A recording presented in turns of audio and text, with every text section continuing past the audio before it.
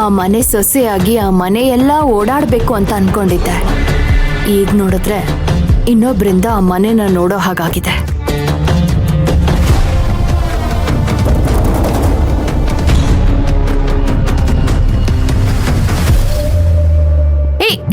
ಒಂದ್ ನಿಮಿಷ, ಹಾಗೆ ಸ್ವಲ್ಪ ಹಿಂದೆ ಬಾ. ಆ ಗೋಡೆ ಮೇಲೆ ಇದೆಯಲ್ಲ ಆ ಫೋಟೋ ತೋರ್ಸು.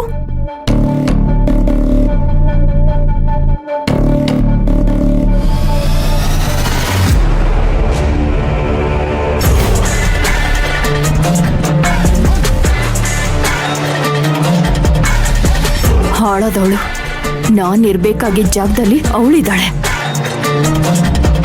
ಎಲ್ಲ ಸರಿ ಇದ್ದಿದ್ರೆ ಇವತ್ತು ಆ ಗೋಡೆನಲ್ಲಿ ತಾರಕ್ ಜೊತೆ ನನ್ ಫೋಟೋ ಇರೋದು. ಆದ್ರೆ ಇವತ್ತು ಅವಳ ಫೋಟೋ ನೋಡೋ ಹಾಗಾಗಿದೆ. ನಾನ್ ಮಾತ್ರ ಸುಮ್ಮನೆ ಇರಲ್ಲ. ಆದಷ್ಟು ಬೇಗ ಅವಳ ಜಾಗದಲ್ಲಿ ನನ್ನ ಮತ್ತೆ ತಾರಕ್ ಫೋಟೋ ಇರುತ್ತೆ.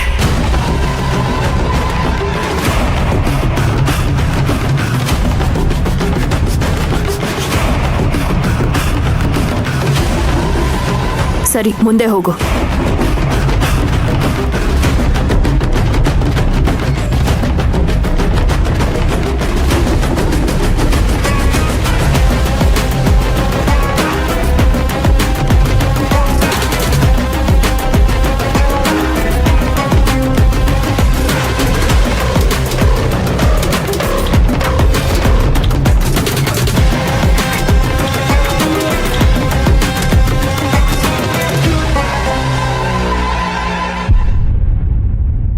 ನನ್ ಜೀವನನೇ ಹಾಳು ಮಾಡ್ದೋಳು. ಹೇಗ್ ಆರಾಮಾಗಿದ್ದಾಳಲ್ಲಿ.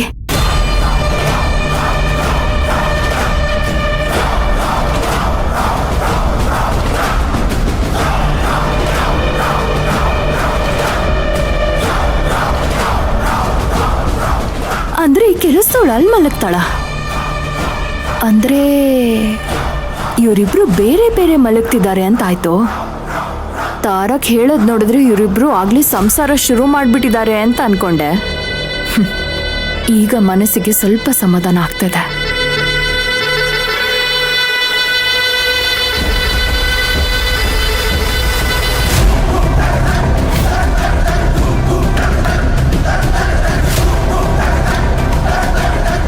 ರೇಣುಕಾ, ನೀನ್ ಇಲ್ಲೇನ್ ಮಾಡ್ತಿದ್ಯಾ? ಅದು ಅಕ್ಕ, ನೀವೊಬ್ಬರೇ ಕೆಲಸ ಮಾಡ್ತಾ ಇರ್ತೀರಾ ಅಂತ ಗೊತ್ತಾಯ್ತು. ಅದಕ್ಕೆ ಏನಾದರೂ ಸಹಾಯ ಮಾಡೋಣ ಅಂತ ಬಂದೆ.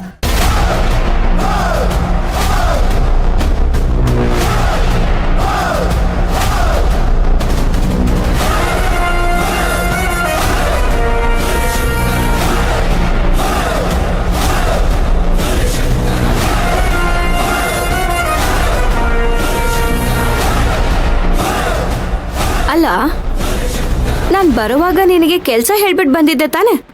ಅದನ್ನ ಮಾಡೋದ್ ಬಿಟ್ಟು ಇಲ್ಲೇನ್ ಮಾಡ್ತಿದ್ಯಾ? ಅಕ್ಕ, ನೀವು ಹೇಳಿರೋ ಕೆಲಸನ ಮಾಡಿನೇ ಇಲ್ಲಿಗೆ ಬಂದಿರೋದು. ನನಗೂ ನಿಮ್ಮ ಥರ ಸುಮ್ಮನೆ ಕೂತ್ಕೊಳ್ಳೋಕೆ ಬರೋದಿಲ್ಲ.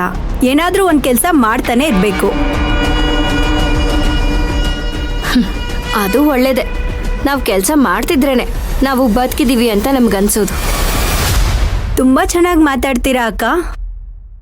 ಅಕ್ಕ, ಒಂದು ಮಾತು ಕೇಳ್ತೀನಿ, ಬೇಜಾರು ಮಾಡ್ಕೋಬೇಡಿ. ಅದೇನು ಅಂತ ಕೇಳು. ಅಕ್ಕ, ಯಾಕೆ ನೀವು ನಿಮ್ಮ ಗಂಡನ್ನ ರೀ ಅಂತ ಕರೀದಲೆ ಚಿಕ್ಕೇಜ್ಮನ್ರಿ ಅಂತ ಕರೀತೀರಾ?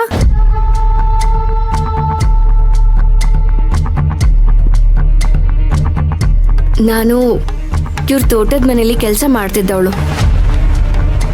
ಅವಾಗಿಂದಾನು ಹಾಗೆ ಕರೆದ ಅಭ್ಯಾಸ. ಅದಕ್ಕೆ ಈಗಲೂ ಚಿಕ್ಕೇಜ್ಮನ್ರಿ ಅಂತಾನೆ ಕರೆಯೋದು. ಇದೊಂಥರ ಚೆನ್ನಾಗಿದೆ ಅಕ್ಕ. ತೋಟದಲ್ಲಿ ಕೆಲಸ ಮಾಡೋರ್ ಮಗಳು ಇಷ್ಟು ದೊಡ್ಡ ಶ್ರೀಮಂತರ ಮನೆಗೆ ಸೊಸೆಯಾಗಿ ಬರೋದಕ್ಕೆ ಅದೃಷ್ಟ ಮಾಡಿರ್ಬೇಕು. ಎಲ್ರಿಗೂ ಈ ಅದೃಷ್ಟ ಬರೋದಿಲ್ಲ. ಅವಳಿಗೆ ಮಾಡೋ ಕೆಲಸ ಮಾಡು ಅಂದ್ರೆ ಅವಳನ್ನ ಹೊಗಳ್ತಾ ಇದ್ದಾಳೆ, ಇಡಿಯಟ್. ಅದೇನು ಅವಳಿಗೆ ಒಲ್ದು ಬಂದಿರೋ ಪಟ್ಟ ಅಲ್ಲ, ನನ್ನಿಂದ ಕಿತ್ಕೊಂಡಿರೋದು. ಆದಷ್ಟು ಬೇಗ ನಾನು ಅದನ್ನ ಕಿತ್ಕೋತೀನಿ. ಅದೇನು ಅದೃಷ್ಟನೋ ಏನೋ, ಒಟ್ನಲ್ಲಿ ಈ ಮನೆ ಸೊಸೆ ಆಗಿದ್ದೀನಿ ಅಷ್ಟೆ.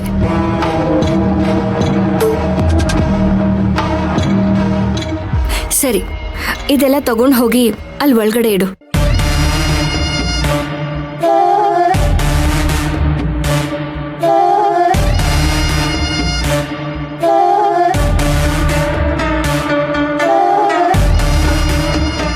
ಇವಳೊಬ್ಳು ಆ ಫೋನನ್ನ ಎತ್ಕೊಂಡು ಹೋಗೋದ್ ಬಿಟ್ಟು ಅಲ್ಲೇ ಬಿಟ್ಲು.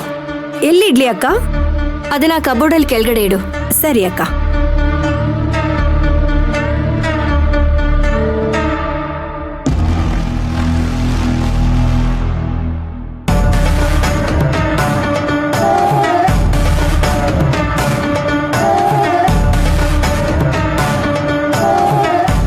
ಏನ್ ಹುಡುಕ್ತಿದ್ಯಾ? ಆ, ಆ, ಏನಿಲ್ಲ ಅಕ್ಕ, ಮೊಬೈಲ್ ಹುಡುಕ್ತಾ ಇದ್ದೆ. ಏನೇ ಹೇಳಿ ಅಕ್ಕ, ನಮ್ಮಂತ ಬಡವರು ಇಷ್ಟು ದೊಡ್ಡ ಶ್ರೀಮಂತರ ಮನೇಲಿ ಬದುಕೋದನ್ನ ಯೋಚಿಸೋದಕ್ಕೂ ಆಗೋದಿಲ್ಲ. ಈ ವಿಚಾರದಲ್ಲಿ ನೀವು ತುಂಬಾನೇ ಅದೃಷ್ಟವಂತರು.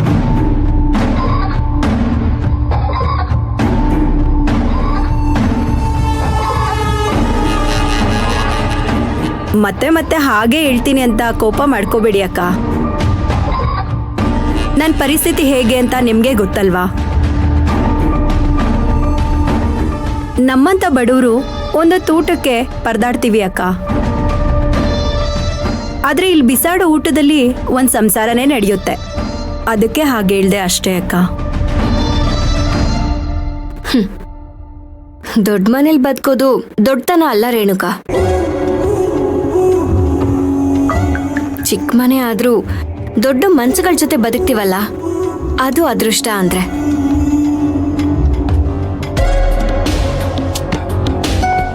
ಏನೇ ಹೇಳಿ ಅಕ್ಕ, ನಿಮ್ದು ಸರ್ದು ತುಂಬಾ ಒಳ್ಳೆ ಜೋಡಿ. ನಿಮ್ಮ ನೋಡ್ತಿದ್ರೆ ಸಾಕ್ಷಾತ್ ಶಿವ ಪಾರ್ವತಿನೇ ನೋಡ್ದಂಗಾಗತ್ತೆ.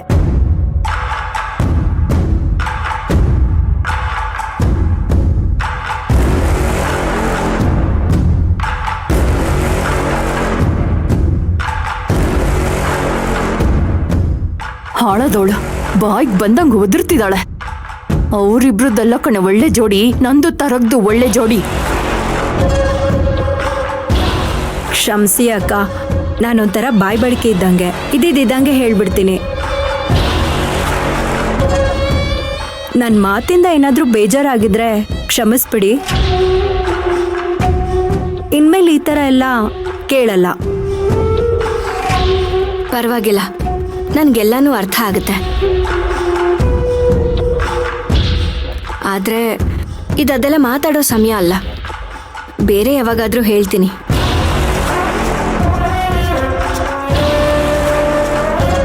ಸರಿ, ನೀನ್ ಕೆಳಗಡೆ ಹೋಗಿರು, ಬರ್ತೀನಿ. ಸರಿ ಅಕ್ಕ.